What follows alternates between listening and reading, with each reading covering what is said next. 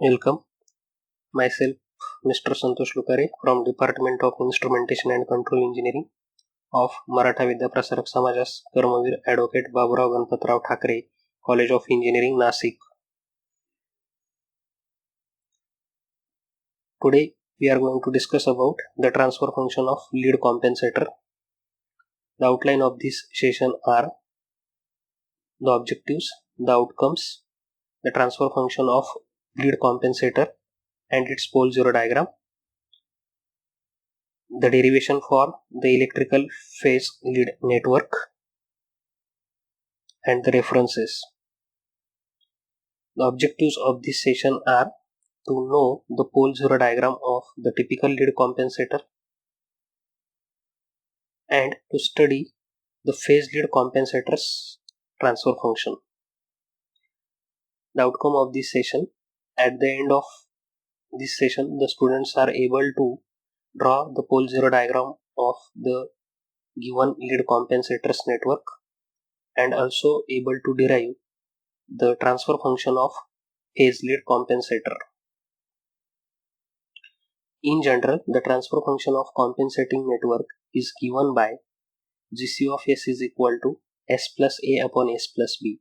So we know that the transfer function is the ratio of Laplace transform of output to the Laplace transform of input. So here we can say that this is the transfer function of the compensating network with pole location at minus B and the zero location at minus A. And for this transfer function, if we assume that small a is less than b, then the pole zero diagram or the pole zero location of the compensating network, it can be shown as the following figure. So figure indicates the pole zero plot of typical lead compensator. Here it is observed that the green circle, it indicates the zero of the transfer function and the red cross indicates the pole of the transfer function. So here the zero is more closer to the imaginary axis as compared to the pole which is more away from the imaginary axis on the negative real axis in the S plane. So the pole and zero, they are in the stable region in the S plane because the left hand side of the S plane is always treated as a stable region, where the right hand side is considered as an unstable region and the imaginary axis is treated as a marginally stable region.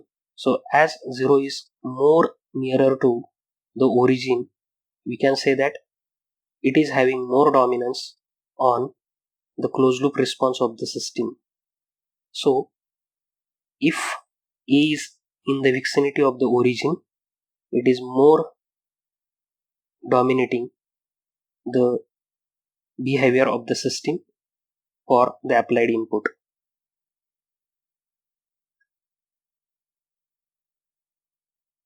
Alternatively, the transfer function can also be expressed as by taking small a and b common from the numerator and the denominator, that is Gc of S is equal to a times 1 plus 1 by a into S upon b times 1 plus 1 by b into S.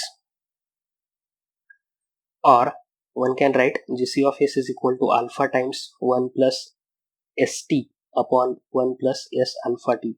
Now if we compare the first and second equation, we can say that alpha is equal to a by b, and as we consider that a is less than b, the value that we are getting for alpha is always ranging from 0 is less than alpha is less than 1, and the time constant of the given network is equal to capital T as 1 by a.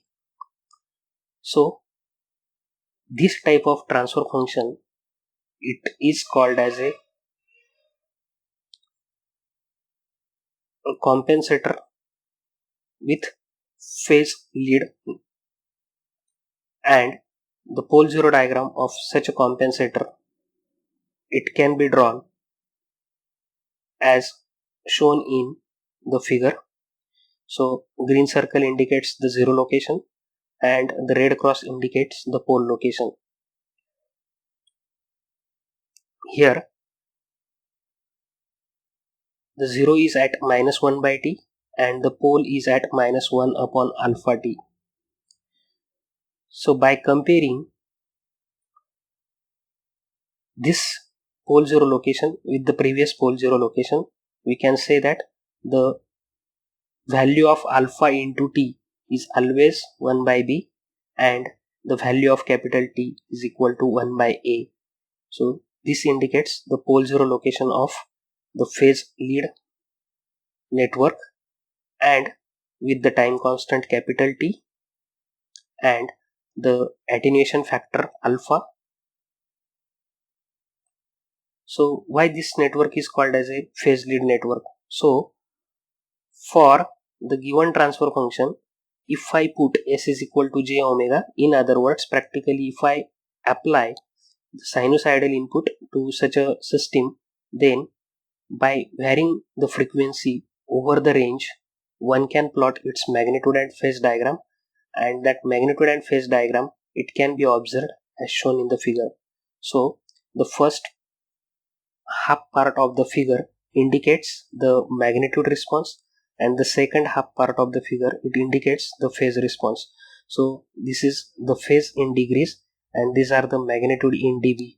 So it is observed that the phase response and the magnitude response is belonging to the network, or you can say it is a frequency response of the system with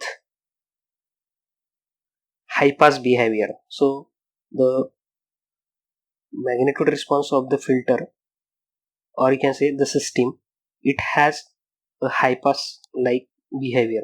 So here you can say that 1 by t is the lower corner frequency, 10 by t is the upper corner frequency, and the magnitude is changing from minus 20 dB to 0 dB. So here it is a high pass filter, and the maximum phase lead occurs with the frequency value, that is root 10 by t.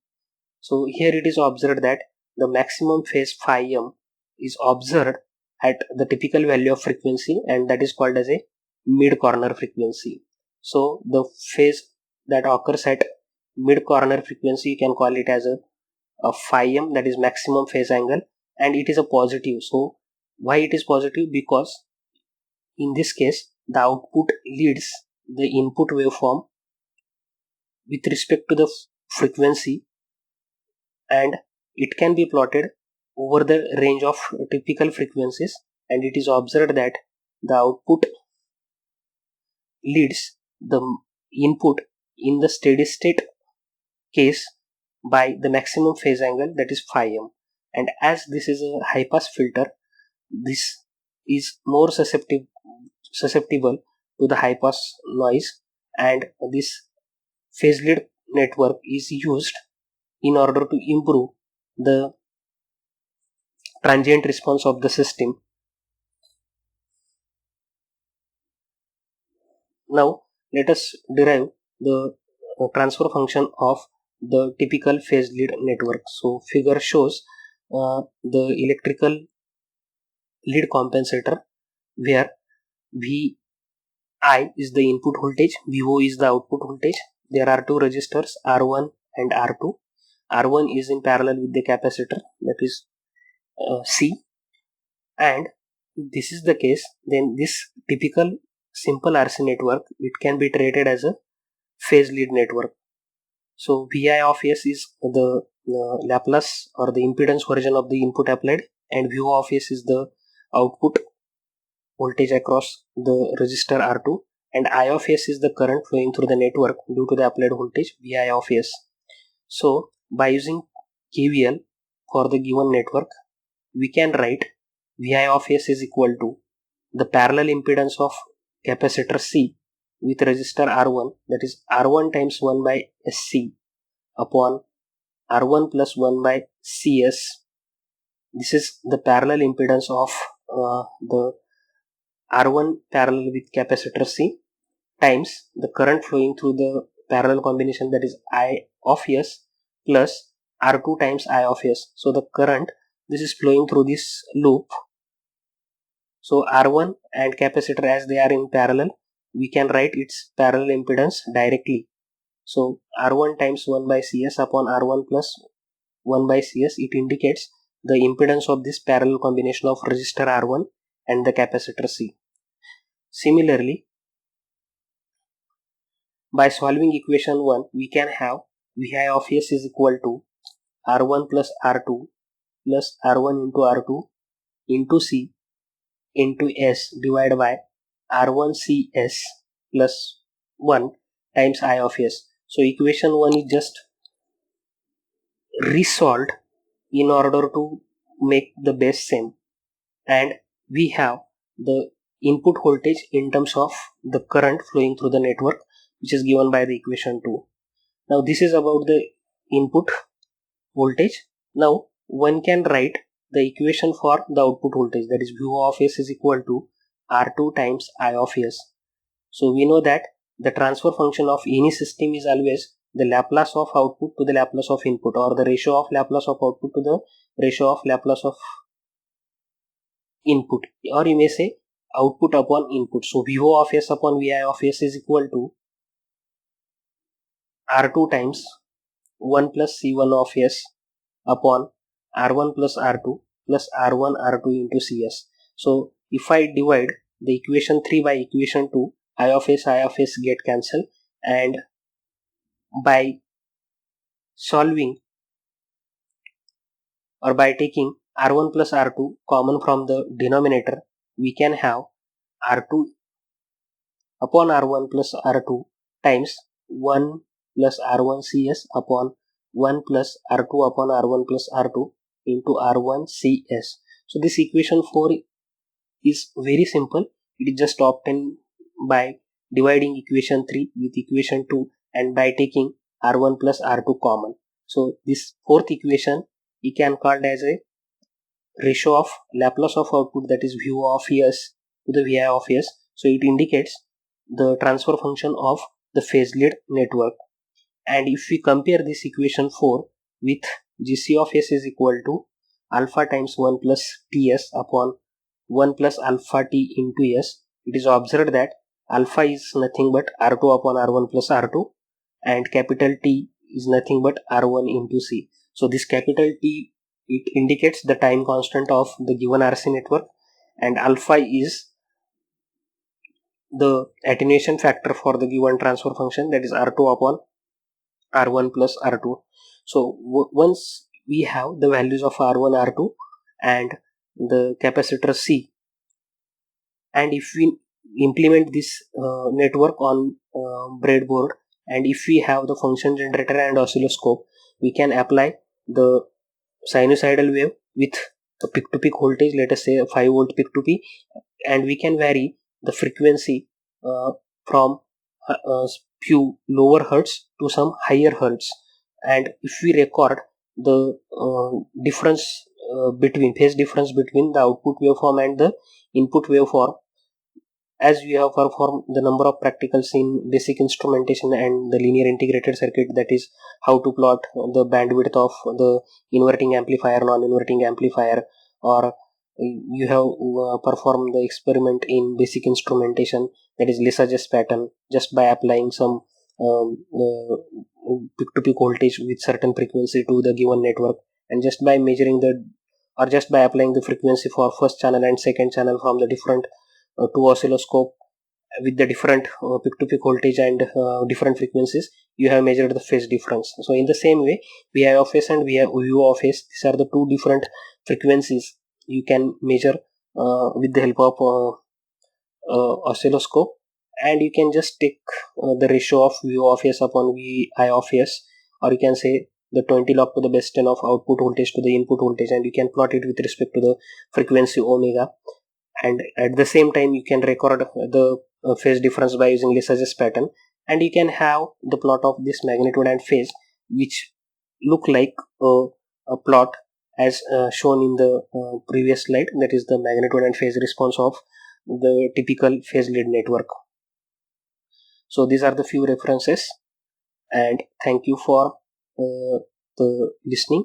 But before that, you can have this brainstorm question. That is, what is the pole zero diagram or the pole zero location of the lead compensator if I choose the values of R1 and R2 is equal to 100 ohm and capacitor C is equal to 0.5 farad. So just go through the solution. You can find out the solution by referring the equations that we have discussed just before this slide. Here you can calculate the value of alpha and the time constant for the given system. You can write down the transfer function and you can draw the pole zero diagram for the given typical values of this R1, R2 and capacitor C. So thank you for watching and listening.